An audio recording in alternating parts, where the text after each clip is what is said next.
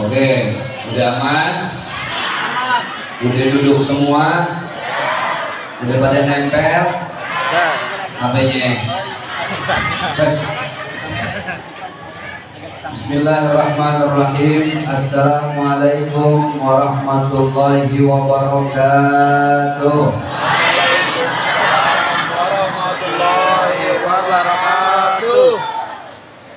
Alhamdulillah alladzi khalaqal insana fi ahsani taqwim. Assalatu wassalamu ala asyrafil anbiya'i wal mursalin wa ala alihi wa ashabihi ajma'in. La ilaha illa anta subhanaka inni kuntu minadh dhalimin.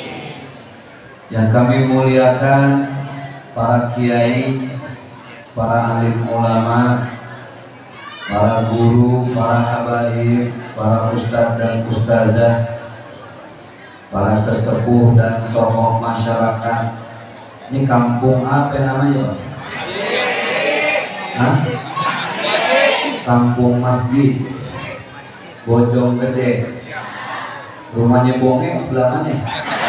Di belakang terminal. Oh. Kalau JJ mana JJ? Baik. Yang kami muliakan juga segenap pengurus masjid Anur. Ya, ada itu. Masjid Anur.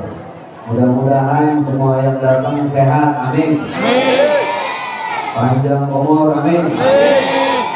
Berkah dunia akhirat, amin ya rabbal. Baik, saya mau ngajak semua di pengajian ini kita lurusin niat dulu ya. Innamal a'malu binniyat wa innamal likulli imri'in ma nawa. Segala sesuatu yang Allah nilai itu adalah niat. Saya mau ngajak lurusin niat dulu. Ini terutama ibu-ibu datang kemari mau dengerin ceramahnya, apa mau lihat ustadznya. Nah, kita berantem nih. Saya tanya lagi, jawab yang lempeng, mau dengerin ceramahnya, apa mau lihat ustadznya. Yang mau dengerin ceramahnya angkat tangan. Oke, sekarang yang mau lihat ustadznya. Astagfirullahaladzim.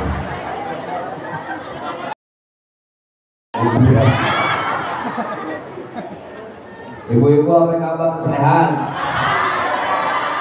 Baik, alhamdulillah. Badan sehat. Bu, badan sehat. Dompet Di mana-mana emang kalau acara tuh yang paling semangat dipanggil ya emak-emak dah. Bener kan? Ini supaya siang ini kita semangat. Kalau saya panggil Bu, Ibu jawabnya yes. Jawabnya apa? Yes. Tes. Bu. Bu. Mantap. Sekarang ibu-ibu angkat tangannya ke atas nih. Wih, jangan ketinggian biasanya. Uang ini semerbak kemana-mana. Kalau saya panggil Bu, jawabnya yes begini. Oke, coba tes. Bu. Ulangi lagi. Bu. Bu. Oh, begitu ya. Itu baru latihan dulu. Pokoknya nih mama yang saya panggil nggak jawab, saya doain lakinya kawin lagi. Bagaimana Pak? Kira-kira bapak setuju nggak?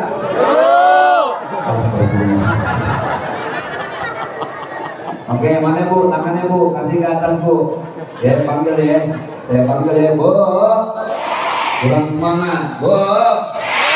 Bu. Pak.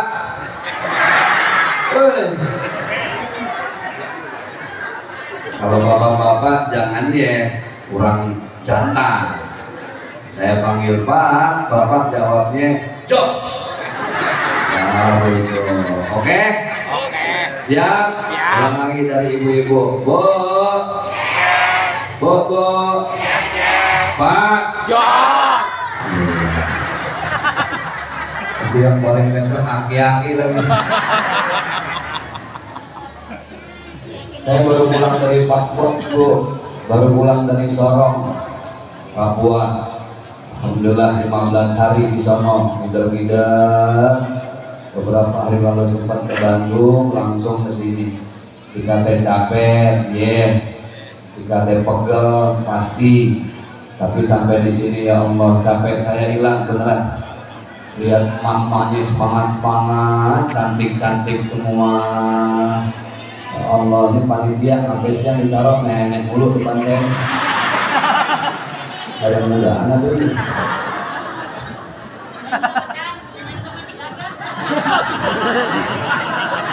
Nenek masih gagah. Apa katanya? Nenek masih gagah. Nenek masih gagah. Ya, yang begini mah ditarik dikit ngempos.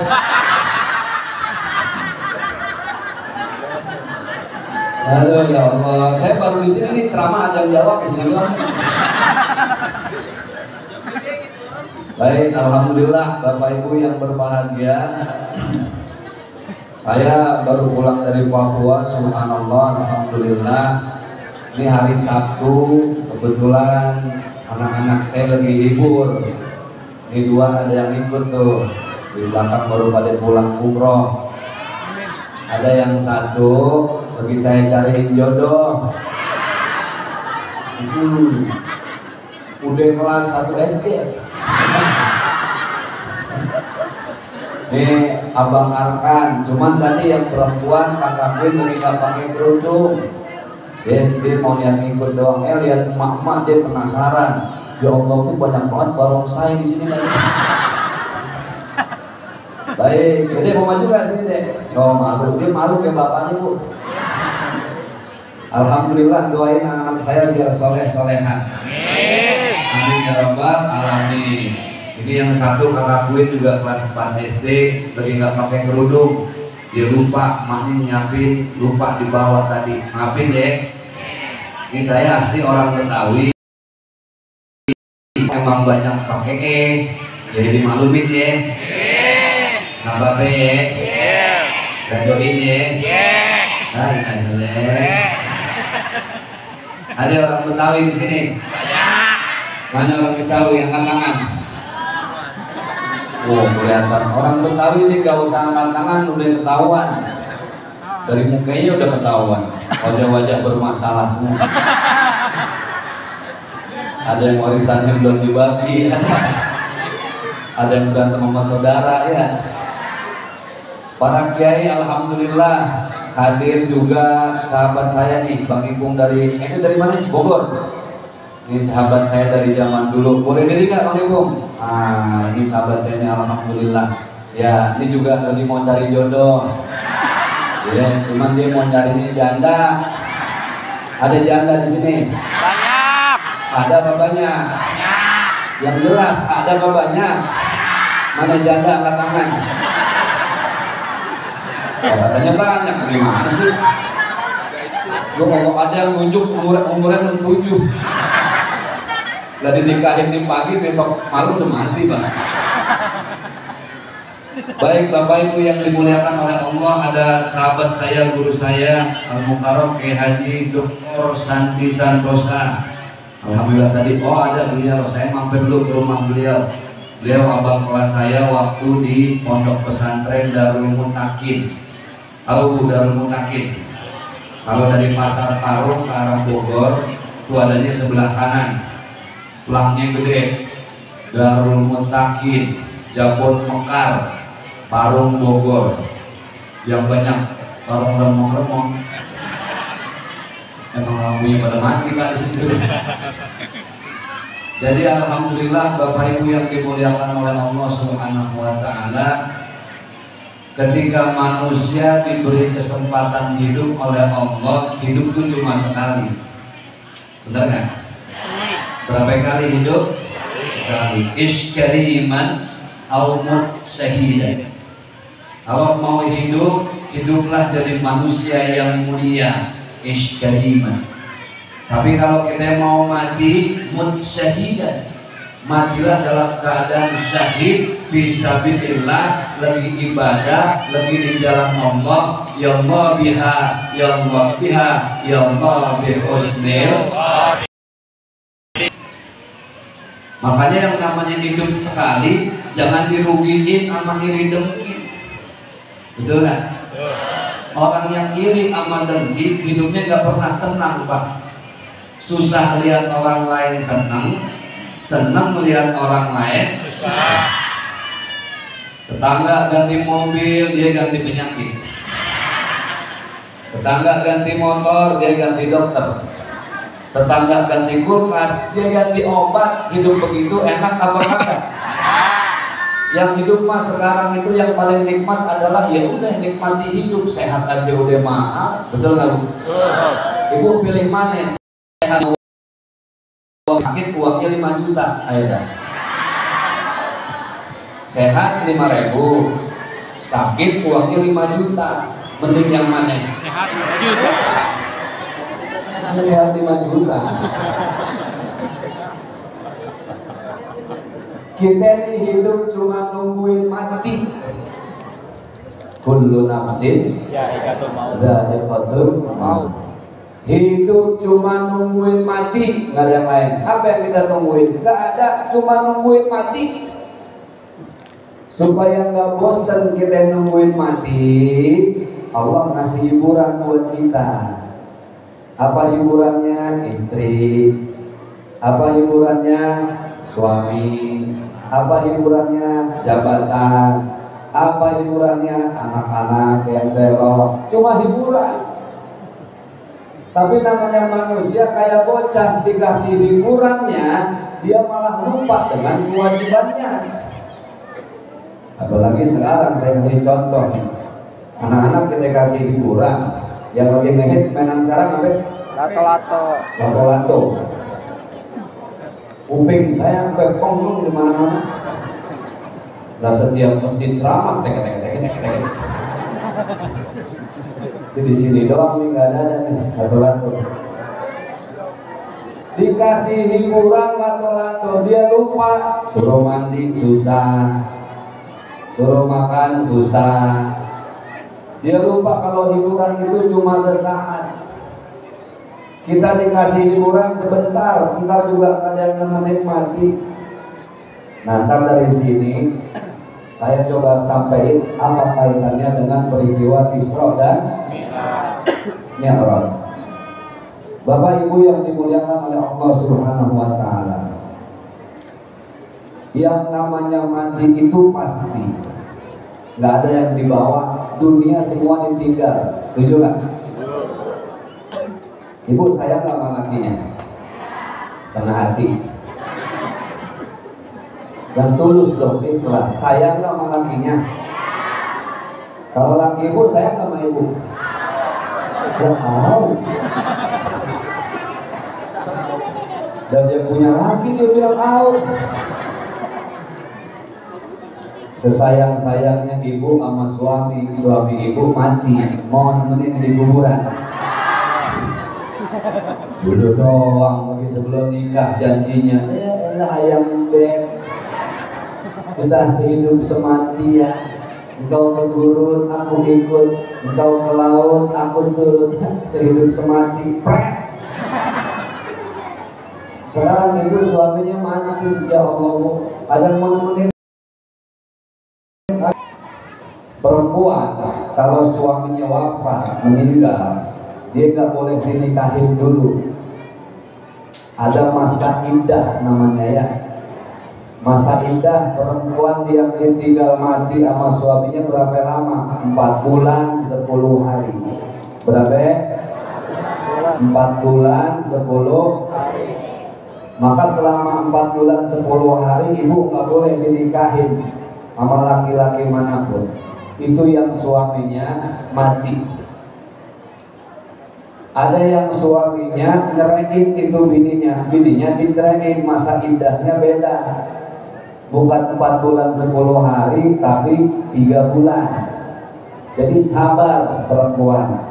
Kalau lakinya mati jangan buru-buru, kagak boleh. Ada masa tunggunya, masa iddah. Tapi laki-laki, pria, saya, bapak-bapak, bini ini siang kira-kira ntar malam boleh nggak kawin lagi? Ini urusan hukum yang jelas Pak, tegas jawabnya apa? Ntar belum saya tanya, tenang. Bini kita mati ini malam atau ini siang, ntar malam kita nikah lagi boleh apa kagak? Tapi nggak tahu diri. Bersabar bang, tenang, atur nafas dulu. Itulah bedanya hidup. Hidup cuma sementara, nggak ada yang kita bawa mati. Manusia hakikatnya itu perlu cahaya bang. Perlu sesuatu yang terang. Contoh, malam Allah kasih waktu buat kita istirahat. Wa ja'alna al-laila libasa wa ja'alna an-nahara ma'asya. Allah ciptakan malam supaya kita berselimut, istirahat, menyiapkan tenaga dan energi untuk besok pagi. Wa ja'alna an-nahara ma'asya, siang disiapkan sama Allah buat kita cari nafkah. Kenapa? Ada cahaya matahari, sumber cahaya. Hakikatnya manusia itu perlu cahaya. Mobil, lihat mobil. Kalau malam kudu pakai lampu nggak? Harus. Kenapa? Mata kita nggak bisa melihat dalam kegelapan. Motor sama, dia perlu lampu. Karena kalau gelap, siwer mata kita. Manusia perlu cahaya. Kuburan, tempat kita sendiri, tertindih tanah, terhimpit papan, kita perlu cahaya. Nggak bisa hidup sendiri. Apa cahayanya? Cahayanya adalah Al-Qur'an. Makanya ada doanya. Allahumma arhamna bil Qur'an. Lanjut. Waj'alhu lana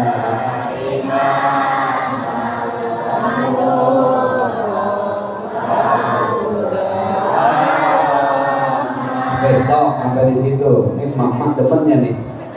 Asal kita suruh juga deh, kita mati baru kelar ini urusan. Cahayanya Al-Quran Pak. Ntar saya sambungin, tenang. Ini belum masuk nih pada temanya. Kenapa Al-Quran? Inna nahnu nazzalna dzikra wa inna lahu lahafizun. Yang jaga Al-Quran itu siapa? Allah. Karena Allah yang menurunkan Al-Quran. Zaman sekarang Bu, kita udah jarang baca Al-Quran dari Al-Qurannya langsung. Benar nggak? Kita baca Al-Quran dari mana? Dari handphone. Ibu dari mulai melek sampai entar tidur, yang ibu sering baca Al-Quran apa handphone? Pasti. Dari mulai melek sampai ibu tidur lagi, yang ibu sering kebet-kebet, lihat-lihat, geser-geser Al-Quran apa handphone? Dari mulai bangun tidur sampai tidur lagi, yang ibu sering pegang-pegang handphone sampai suami. Handphone siapa? Handphone suami. Ibu ngaji nih dari rumah kemari ya, Al-Quran ketinggalan di rumah, balik lagi nggak? 1001 yang balik lagi. Emak-emak ngaji kemari, yang ketinggalan handphone, balik lagi nggak? Balik lagi. Pasti. Kenapa? Nggak bisa selfie. Kalau selfie zaman sekarang bu, filternya jahat-jahat banget ya. Saya kemarin di Papua, emak-emak ngajakin foto Ustaz, selfie Pak Ustaz, siap. Kita disuruh manyun. Udah kita disuruh manyun, filternya lupa dimatiin. Ya Allah, kepala saya ada bandonya. Mana kalau kirinya 2, bibir merah banget ya. Kita ke foto lagi sama dia. Saya kata Pok, jangan diposting ya. Kalau diposting habis saya. Ya, Sadiaki PA udah. Itulah Al-Quran. Dulu, zaman dulu kita ngaji Pak, waktu masih bocah, masih ingat gak? Maghrib sampai Isya, toh lu jangan mana-mana, bukedik lu. Betul nggak? Kalau nggak dikit dikepret kita, disabet, tahu disabet? Kalau nggak disabet diempos. Masih paham diempos? Sampai pada biru. Gara-gara nggak mau ngaji. Orang dulu ya Allah maghrib sampai Isya kita dengernya senang ya. A di atas A di bawah I, A di depan U, A I U tuh. Lam di atas La, Lam di bawah Li, Lam di depan Lu. Masih ada mau ngaji model begitu? Masih ada? Mim di atas Ma, Ta di atas Ta, Lam di depan Lu, Malu. Enak, orang dulu kalau ngaji mantap. Makanya segeblek-gebleknya orang dulu Pak, Masya Allah, minimal makhrajnya bagus. Ingat gak ibu dulu kalau guru ngaji zaman dulu, engkau ngaji, kalau ngajarin kita ngaji, belajar huruf ro wali rorna minal murni muraro wali ro, begitu. Masih ingat? Yuk kita nostalgia dulu ya. Sekarang kita belajar huruf ba. Sama-sama Bapak Ibu, ba wali babana. Kurang semangat, ba wali babana. Minal mubni. Mubabau wali ba. Oke, dari awal lagi, ntar ibu bapak ulang lagi ikutin. Babau wali babana minal mubni mubabau wali ba. Ayo dah.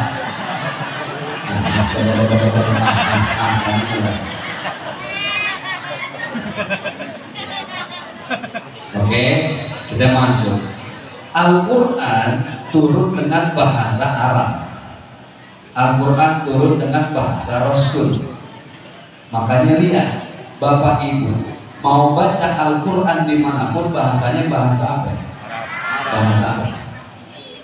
Mau bacanya di Inggris, mau bacanya di benua Australia, mau bacanya di benua Amerika, bahasanya sama.